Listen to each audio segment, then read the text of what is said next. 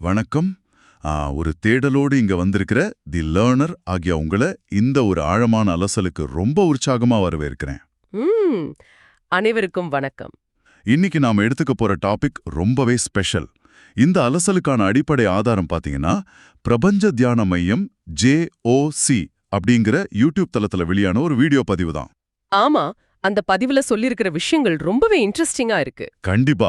இதோட முக்கிய நோக்கமே இந்த குண்டலினி அப்படிங்கறத ஒரு மாயாஜாலமாவோ இல்ல ஒரு கட்டுக்கதையாகவோ பார்க்காம அதை எப்படி ஒரு தூய அறிவியலோடு, அதாவது ஒரு பியோர் சயின்ஸோட பொருத்தி பார்க்கறது அப்படிங்கறத ஆராயறது தான்.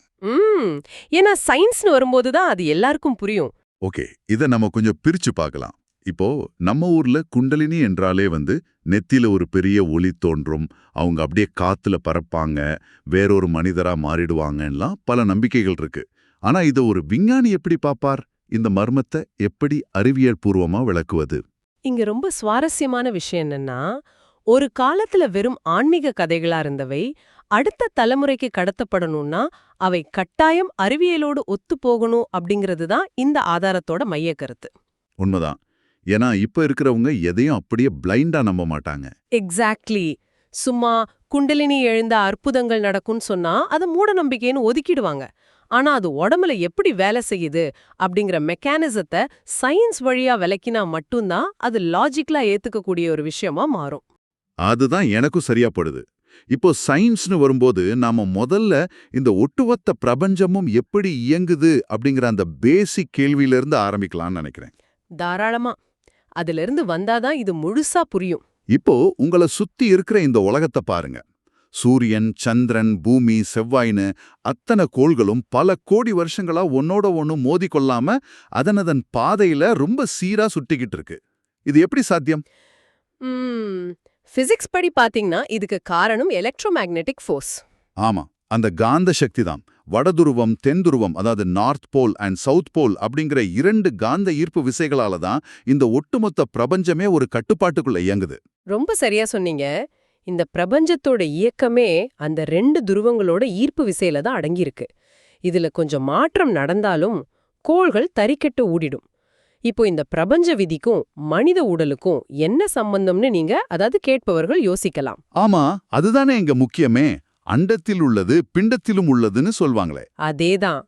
இந்த பிரபஞ்சத்துல என்ன இயற்பியல் விதிகள் இயங்குதோ அதே விதிகள் தான் மனித உடலுக்குள்ளயும் இயங்குது. மனித உடலையும் நாம் ஒரு மேக்னெட்டிக் ஃபீல்டா, ஒரு காந்த புலமாகத்தான் பார்க்கணும். கொஞ்சம் இருங்க. பிரபஞ்சம் காந்த விசையில இயங்குது, ஓகே. ஆனா இந்த சத ரத்தம் எலும்பால ஆன மனித உடம்பு அது எப்படி ஒரு காந்தமா செயல்பட முடியும்? அது கொஞ்சம் ஆச்சரியமா இருக்கு. அது ஒரு நல்ல கேள்வி. காந்தம்னா நம்ம உடனே இரும்பு துண்டுகளை மட்டும்தான் நினைச்சுக்கிறோம். ஆனா மனித உடம்புல நரம்பு மண்டலம் வழியா தொடர்ந்து எலக்ட்ரிக்கல் சிக்னல்ஸ் போய்கிட்டே இருக்கு. ஓ, நம்ம பிரெயின்ல இருந்து போற சிக்னல்ஸா? ஆமா. ஏமெல்லாம் மின்சாரம் பாயுதோ அங்கெல்லாம் ஒரு மின்காந்த புலம் உருவாகும்னு பிசிக்ஸ் சொல்லுது. அந்த அடிப்படையில பார்த்தா நம்ம தலைப்பகுதி ஒரு நார்த் போலாகவும் முதுகுத்தண்டின் அடிப்படையான மூலாதாரம் சவுத் போலாகவும் செயல்படுது. அப்போ நம்ம உடம்பே ஒரு உயிருள்ள காந்த மாதிரி தான் இயங்குது. இதை யோசிக்கும் போது நாம காலங்காலமா ஃபாலோ பண்ற ஒரு விஷயம் எனக்கு ஞாபகத்துக்கு வருது. எந்த விஷயம்னு சொல்றீங்க? ஏன் வடக்கே தலை வைத்து படுக்கக்கூடாது அப்படின்னு நம்ம முன்னோர்கள் சொன்னாங்க தெரியுமா? நீங்க இதை பல தடவை கேட்டிருப்பீங்க. இதுக்கு ஆன்மீகத்துல பல கதைகள் இருந்தாலும் இப்போ நீங்க சொல்ற இந்த அறிவியல் படி பார்த்தா இதுக்குள்ள ஒரு பியோர் சயின்ஸ் இருக்குன்னு எனக்கு தோணுது. கரெக்ட். இது ஒரு ஆஹா மொமெண்ட்னு சொல்லலாம். பூமியில இயற்கையாகவே ஒரு மேக்னெட்டிக் நார்த் போல் இருக்கு. நம்ம உடம்புல இருக்கிற தலைப்பகுதியும் ஒரு நார்த் போல். ஓ, அப்போ ரெண்டுமே நார்த் போலா? ஆமா. இப்போ நீங்க வடக்கே தலை வைத்து படுக்கும்போது என்ன நடக்கும்? நார்த் போலும் ஒன்னை ஒன்னே ஈர்க்காது. இயற்கையாகவே ரிப்பல் ஆகும், அதாவது விலக்கும். ஓஹோ, அப்போ மேக்னெட்டிக் ஃபோர்ஸ் முரண்படுது. எக்ஸாக்ட்லி. பூமியின் காந்த விசையும் உங்கள் உடலின் காந்த விசையும் முரண்பட்டு தள்ளும்போது உங்க நரம்பு மண்டலத்துல ஒரு விதமான சலசலப்பு ஏற்படும். ஈர்ப்பு விசை டிஸ்டர்ப் ஆகிறதால தான் உங்களுக்கு சரியான தூக்கம் வராது. வாவ், இது உண்மையிலேயே செம இன்ட்ரெஸ்டிங்கான பாயிண்ட். ஒரு சாதாரண தினசரி பழக்கத்துக்கு பின்னால இவ்ளோ பெரிய எலக்ட்ரோ மேக்னெட்டிசம் ஒழிஞ்சிருக்கு. கண்டிப்பா. இதுதான் அறிவியலையும் ஆன்மீகத்தையும் இணைக்கிற புள்ளி. சரி, இப்போ உடம்போட துருவங்களை நாம புரிஞ்சுக்கிட்டோம். தலை நார்த்து, மூலாதாரம் சவுத்து. ஆனா இந்த குண்டலினி அப்படிங்கிற விஷயத்துல எங்க சிக்கல் வருது? எல்லாரும் குண்டலினிய மேல ஏத்துறது தான் பெரிய சாதனைன்னு சொல்றாங்களே. அங்கதான் ஒரு சின்ன மிஸ் அண்டர்ஸ்டாண்டிங் இருக்கு. இங்க எனக்கு ரமண மகரிஷியோட ஒரு முரண்பாடு ஞாபகம் வருது. அவர் குண்டலினி பயிற்சியை பெரிதா ஏத்துக்கல. ஏன்னா குண்டலினிய மேல ஏற்றலாம், ஆனா கொஞ்ச நேரத்துல அது கீழே இறங்கிவிடும் சொல்லியிருக்காரு. ரமண மகர்ஷி சொன்னது 100க்கு 100 உண்மை. இங்கதான் நம்ம எல்லாரும் புரிஞ்சுக்க வேண்டிய ஒரு முக்கியமான சிக்கல் இருக்கு. அது என்ன சிக்கல்? குண்டலினிய ஒருத்தருக்கு மேல ஏத்தி விடுறது அப்படிங்கிறது சில பயிற்சிகள் மூலமா யார் வேணாலும் செய்யக்கூடிய ஒரு விஷயம்தான். ஒரு சுமத்தூக்கம் தொழிலாளி தலையில சுமைய வைக்கிற மாதிரி அது ரொம்ப எளிமையானது. ஓ, அது யாருக்கு வேணாலும் சாத்தியம்னு சொல்றீங்களா? ஆமா. ஆனா உண்மையான சவால் என்னவென்றால் அதை அந்த இடத்திலேயே, அதாவது மூலாதாரத்திற்கும் ஆக்யாவிற்கும் நடுல நிலைநிறுத்துவது. அதை சஸ்டைன் பண்றதுதான் ரொம்ப கடினமான விஷயம். அப்போ மேல ஏத்துன குண்டலினி ஏன் அங்கேயே நிக்காம மறுபடியும் கீழே இறங்குது? காந்த ஈர்ப்பு விசை காரணமா? மூலாதாரத்திற்கும் ஆக்ஞாவிற்கும் இடையே உள்ள தூரத்தை சக்கரங்கள் பிரிக்கின்றன. சரி. இது ஒரு நேர்கோடு மாதிரி அலைன் ஆயிருக்கணும். ஆனா நம்மளோட தவறான வாழ்க்கை முறை, ஓயாத எண்ணங்கள், மூச்சு விடும் முறை இதெல்லாத்தால என்ன ஆகுதுன்னா இந்த உடம்போட துருவங்கள் அந்த நேர்கோட்டிலேருந்து லேசா விலகி விடுகின்றன. நீங்க சொல்றத பார்த்தா ஒரு நேரா இருக்க வேண்டிய ஸ்கேல் வளைஞ்சிட்டா என்னாகுமோ அதுதான் நடக்குது. 2 முனைகளுக்கும் நடுவுல ஈர்ப்பு விசை மாறிடுது. மிகச்சரி. துருவங்கள் விலகி இருந்தா அந்த மேக்னெட்டிக் ஃபீல்ட் சரியா வேலை செய்யாது. அதனாலதான் நீங்க எவ்வளோதான் கஷ்டப்பட்டு குண்டலினிய மேல ஏட்டினாலும் ஈர்ப்பு விசை குறைபாட்டால அது உடனே வழுக்கிக்கிட்டு கீழே இறங்கிடுது. அப்போ பிரச்சனை குண்டலினில இல்ல, அலைன்மெண்ட் விலகி இருக்கிறதுல தான் இருக்கு. கரெக்ட். அந்த முனைகளை சரியான திசைக்கு நகர்த்தி நேர்கோட்ல கொண்டு வர்றது மூலமா தான் அதை நிலைநிறுத்த முடியும். இது இங்க தான் எனக்கு ஒரு ஹிஸ்டாரிக்கல் எக்ஸாம்பிள் ரொம்ப ஆச்சரியத்தை ஏற்படுத்துச்சு. ரொம்ப சுவாரஸ்யமான விஷயம் இது. குஜராத்தில் உள்ள புகழ்பெற்ற சோம்நாத் ஆலயத்தோட வரலாறு நீங்க கேள்விப்பட்டிருப்பீங்க. ஆமா, அந்த மிதக்கும் லிங்கம் பத்தி தானே சொல்றீங்க? அதேதான். பல 100 வருஷங்களுக்கு முன்னாடி அங்க இருந்த சிவலிங்கம் எந்த பிடிமானமும் இல்லாம தரைக்கும் கூரைக்கும் நடுவே அந்தரத்துல மிதந்து கொண்டிருந்ததாம். படையெடுத்து வந்த அரசர்களுக்கெல்லாம் இது எப்படி சாத்தியம்னு ஒண்ணுமே புரியலையாம். இது அறிவியல் படி எப்படி விளக்குறது? இந்த சோம்நாத் ஆலயத்தோட அமைப்ப நம்ம பிசிக்ஸ் கோணத்துல பொருத்தி பார்த்தோம்னா ஒரு பிரம்மாண்டமான உண்மை புரியும். அந்த மிதக்கும் லிங்கம் சாதாரண கருங்கல்லோ இரும்போ கிடையாது. அது ஒரு விண்கல், அதாவது மீட்டியோரைட். ஓ, விண்கல்லா? அதுல என்ன ஸ்பெஷல்? விண்கல்ல இயற்கையாகவே இரும்பும் நிக்கலும் கலந்து அதீத காந்தத்தன்மை இருக்கும். அந்த காலத்துல என்ன செஞ்சிருக்காங்கன்னா அந்த லிங்கத்தின் கீழேயே ஒரு காந்தப்புலத்தையும் மேலே கோபுரத்தின் உச்சிக்கு உள்ளே ஒரு காந்தப்புலத்தையும் ரொம்ப துல்லியமாக அமைச்சிருக்காங்க. வாவ்! அப்போ மேலேயும் கீழேயும் மேக்னெட்டிக் ஃபீல்டு. ஆமா, கீழேயும் மேலேயும் உள்ள காந்த ஈர்ப்பு விசை எந்த அளவுக்கு சரியாக பேலன்ஸ் ஆகியிருந்ததோ அந்த ஈர்ப்பு விசைகளுக்கு நடுவுல இந்த விண்கல் மிதந்தது. இது மேஜிக் இல்ல, இது தூய இயற்பியல். அந்த காந்த புலங்கள் நேர்கோட்ல அலைன் ஆகியிருந்ததால இது சாத்தியமாச்சு. ஆஹா, இப்போ எனக்கு அந்த லிங்க் புரியுது. வெளியே ஒரு கல்ல 2 காந்த ஈர்ப்பு விசைகளுக்கு நடுவே அந்தரத்தில் நிலைநிறுத்த முடிந்ததோ அதே டெக்னாலஜியை பயன்படுத்தி தான் மனித உடலுக்குள்ளேயும் குண்டலினியே நிலைநிறுத்த முடியும். எக்ஸாக்ட்லி. மூலாதாரத்திற்கும் ஆக்ஞாவிற்கும் இடையே உள்ள காந்த புலங்களை, அதாவது உடலின் துருவங்களை சரியா பேலன்ஸ் பண்ணிட்டா குண்டலினி தானாகவே நடுல மிதந்து நிலை பெற்றுடும். அது நாம ஸ்பெஷலா ஏத்தவோ இறக்கவோ தேவையே இல்ல. ஆமா, அது ஒரு எனர்ஜி. துருவங்கள் நேர்கோட்ல இருக்கும்போது சக்தி தானாகவே மையத்திற்கு வந்துடும். சரி, இது ஒரு கோவிலுக்கும் விண்கல்லுக்கும் சாத்தியம். ஆனா நம்ம அன்றாட வாழ்க்கையில இது எப்படி பிராக்டிக்கலா புரிஞ்சுக்கிறது?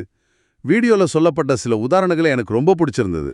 ஆமா, இந்த கடினமான தத்துவத்தை எளிமையாக்க அந்த உதாரணங்கள் ரொம்ப உதவும். முதல் விஷயம் விமானத்தின் கேபின் பிரஷர். வாசி யோகத்துல காற்றை எப்படி பயன்படுத்துறாங்க அப்படிங்கிறதுக்கு இது ஒரு அருமையான விளக்கம். ஆமா, ஒரு ஃப்ளைட் மேல கிளம்பி போகும்போது வெளியே காற்று அழுத்தம் ரொம்ப குறைஞ்சிரும். ஆனா ஃப்ளைட்டுக்குள்ள பயணிகள் இயல்பா மூச்சு விடுறதுக்காக ஒரு சீரான பிரஷர் மெயின்டைன் பண்ணுவாங்க. சரியா சொன்னீங்க. வெளியே இருக்கிற அழுத்தத்தை விட உள்ள அழுத்தம் சரியா இருந்தாதான் ஃப்ளைட் பாதுகாப்பா பறக்கும். அதே போலதான் மனித உடலும். உள் சுவாசத்தின் மூலம் உடலுக்குள் ஒரே அழுத்தத்தை நாம் பராமரித்தால் குண்டலினி எந்த டிஸ்டர்பன்ஸும் இல்லாம நிலையாக நிற்கும். ஓகே, பிரஷர் விஷயத்தை புரிஞ்சுக்க முடியுது. ஆனா இந்த அலைன்மெண்ட் மாறுறத நம்ம அன்றாட வாழ்க்கையோடு எப்படி ஒப்பிடுறது? இதுக்கு காரின் வீல் அலைன்மெண்ட் உதாரணம் ரொம்ப சூப்பரா இருந்தது. கண்டிப்பா. நீங்க ஒரு கார் ஓட்டுறீங்க, அதோட வீல் அலைன்மெண்ட் மாறிடுச்சுன்னா என்ன ஆகும்? டயர் ஒரு பக்கமா தேயும், கார் தாறுமாறா ஓடும், ஸ்டீலிங் ஒரு பக்கமா இழுக்கும். அதேதான் இங்கேயும் நடக்குது. காரோட சக்கரம் விலகி இருந்தா வண்டி தாறுமாறா ஓடுற மாதிரி நம்ம உடலோட துருவங்கள் விலகும்போது நம்ம வாழ்க்கையும் தாறுமாறா ஓடுது. ஏகப்பட்ட உடல் உபாதைகள், மனக்குழப்பங்கள் எல்லாமே வருது. காரை நாம ஒர்க் ஷாப்ல கொடுத்து கம்ப்யூட்டரைஸ்டு அலைன்மெண்ட் பண்ற மாதிரி நம்ம உடம்போட இரு முனைகளையும் அலைன் செய்யும்னு சொல்றீங்க. அது வீணை அல்லது வயலின்ல கம்பி தளர்ந்திருந்தாலோ ரொம்ப டைட்டா இருந்தாலோ அபசுரம்தான் வரும். ஒரு சோக கீதமா இருக்கும். ஆமா, கேட்கவே நல்லா இருக்காது. ஆனா 2 முனைகளையும் சரியாக டைட் செஞ்சு டியூன் பண்ணிட்டா இனிமையான இசை வரும். உங்கள் வாழ்க்கையை ஆனந்த கீதமாக மாற்ற இந்த குண்டலினி முனைகளை சரியாக டியூன் செய்ய வேண்டும். அலைன்மெண்ட் சரியில்லாத வீணைல நல்ல இசை வராது. இவ்ளோ நேரம் நம்ம அலைன்மெண்ட் பத்தி பேசிட்டோம். அப்போ இந்த வேலையை செய்யறது யாரு? இங்க தான் குரு என்பவர் யார் அப்படிங்கிற கேள்வி வருது. சும்மா நெத்தில கை வச்சு குண்டலினி ஏத்தி விட்டுட்டா அவர் குருவாயிடுவாரா? அதுதான் இல்ல. குண்டலினியை ஏற்றுபவர் அல்லது இறக்குபவர் உண்மையான குரு அல்ல. ஏன்னா அதை யார் வேணா செஞ்சிடலாம். அப்போ உண்மையான குரு யாரு? விலகி இருக்கிற அந்த காந்த துருவங்களை மீண்டும் நேர்கோட்டில் கொண்டு வந்து அதை சரியாக நிலைநிறுத்தும் தொழில்நுட்பம் தெரிஞ்சவரே உண்மையான குரு. உங்க உடம்போட நார்த் போலும் சவுத் போலும் எந்த அளவுக்கு விலகி இருக்கு, அதை எப்படி சரி பண்றதுன்னு தெரிஞ்சவர் தான் குரு. சூப்பர். இந்த ஆழமான உரையாடலை நான் சுருக்கமா தொகுத்து சொல்லணும்னா, குண்டலினி அப்படிங்கிறது எந்த ஒரு மாயமந்திரமும் இல்லை. அது நம் உடலின் காந்த துருவங்களை சரியான நேர்கோட்டில் வைப்பதற்கான ஒரு தூய அறிவியல். கண்டிப்பா. சோம்நாத் கோயில் லிங்கம் முதல் காரின் வீல் அலைன்மெண்ட் வரைக்கும் அத்தனையிலும் உள்ள அறிவியல் உண்டுதான். இதையெல்லாம் பேசும்போது இந்த மூலக்கட்டுரையின் அடிப்படையில் உருவான, ஆனா இதுல நேரடியாக பேசப்படாத ஒரு புதிய கோணம் என் சிந்தனைக்கு வருது. அத உங்களுக்கும், அதாவது கேட்டுட்டு இருக்கிறவங்களுக்கும் ஒரு கேள்வியா விட்டு செல்ல விரும்புறேன். சொல்லுங்க, அது என்ன கேள்வி? நமது வாழ்க்கை முறை மற்றும் எண்ணங்களால் தான் உடலின் காந்த துருவங்கள் விலகி போகின்றன என்று பார்த்தோம். அப்படியானால் இன்று நாம் சதா சர்வ காலமும் மூழ்கி கிடக்கும் ஸ்மார்ட் போன், வைஃபை, ரவுட்டர்கள் மற்றும் நம்மை சுற்றியுள்ள எண்ணற்ற செயற்கை மின்காந்த அலைகள் இருக்கு இல்லையா? ஆமா, ஆர்டிஃபிஷியல் எலக்ட்ரோமேக்னெட்டிக் ஃபீல்ட்ஸ். கரெக்ட். இந்த அலைகள் நமது உடலின் இயற்கையான காந்த துருவங்களை ஒவ்வொரு நொடியும் எந்த அளவுக்கு சத்தமில்லாமல் சிதைத்துக் கொண்டிருக்கின்றன. தொழில்நுட்பத்தை சரி செய்ய நாம் பயன்படுத்தும் அதே அறிவியல் நவீன தொழில்நுட்பத்தால் எப்படி பாதிக்கப்படுகிறது என்பதை நாம் சிந்திக்க வேண்டாமா? வாவ், ரொம்பவே ஆழமான, அதே சமயம் கொஞ்சம் பயமுறுத்தக்கூடிய ஒரு கேள்விதான் இது. நம்ம உடம்பு அலைன்மெண்ட்டை சரி பண்ண முயற்சி பண்ணும்போது நம்ம சுத்தி இருக்கிற இந்த வைஃபை, செல்போன் சிக்னல்கள் நம்ம அலைன்மெண்ட்டை டெய்லி மாத்திக்கிட்டே இருக்குமோன்னு யோசிக்க தோணுது. ஆமா, அது ஒரு பெரிய சவால் தான்.